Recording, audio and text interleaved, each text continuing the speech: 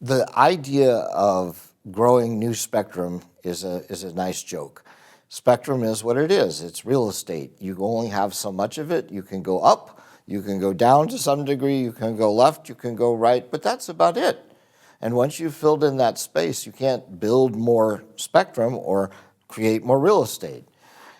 So how do you create more real estate? How do you make more use of the spectrum?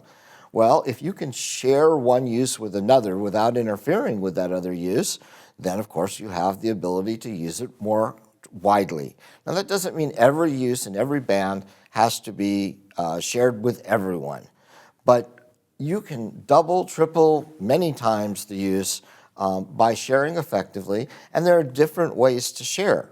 Some of them are fairly static. You don't have to do very much, and you can share just by knowing where an incumbent is located. Others, the incumbent may move or may come in and out, and you need to monitor that and have a database that looks at it and keeps track of it. Others need somewhat of a controller in order to make sure that there isn't overlap with incumbents. But the great part about all this is you can do this, and you can do it well. In CBRS, one of the major incumbents in CBRS is the DoD. And the DoD uses it for things like radar systems and whole kinds of other uses. And in 5 years of operating this nationwide, there hasn't been one valid and completed interference complaint to the federal government that has been proven and caused service to stop. This is a technology-neutral platform that allows for a wide variety of users across all different geographic areas and types.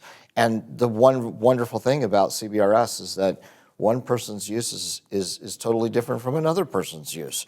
And so we have hundreds of vertical market uses that are in play. Right now, you can see CBRS deployments in major airports like Miami and DFW. You can see it used industrial in places like John Deere's manufacturing facilities. You can see it used in the field, in agriculture, like precision agriculture, with over probably 450,000 CBSDs in the field and growing every single day.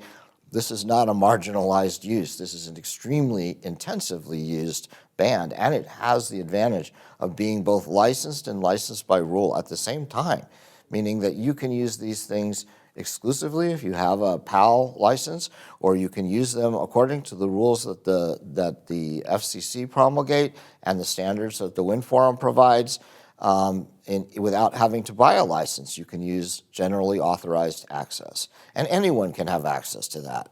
So yes, the system requires a little more attention than an unlicensed band does. You do have to use a spectrum access system in order to make sure you don't interfere with incumbent uses, and you do have to use a CPI, or Certified Professional Installer, to install your equipment. But in the long run, compared to buying a license at auction or having to use very, very expensive equipment, this is a bargain. And the greatness of it is the diversity of its application.